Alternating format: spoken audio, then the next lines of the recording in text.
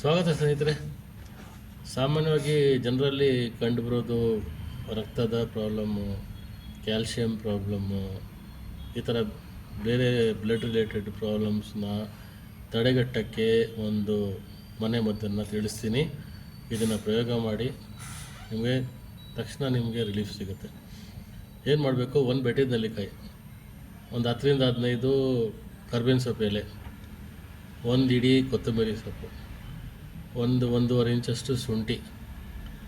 ಇದನ್ನು ಒಂದು 200 ml ನೀರು ಹಾಕ್ಬಿಟ್ಟು ಚೆನ್ನಾಗಿ ಗ್ರೈಂಡ್ ಮಾಡ್ಕೊಳ್ಳಿ. ಗ್ರೈಂಡ್ ಮಾಡಿಕೊಂಡು ಅದ್ಮೇಲೆ ಸ್ವಲ್ಪ ಪುದೀನ ಎಲೆಗಳು ಹಾಕ್ಕೊಂಡು ಇದನ್ನು ಕುಡೀರಿ.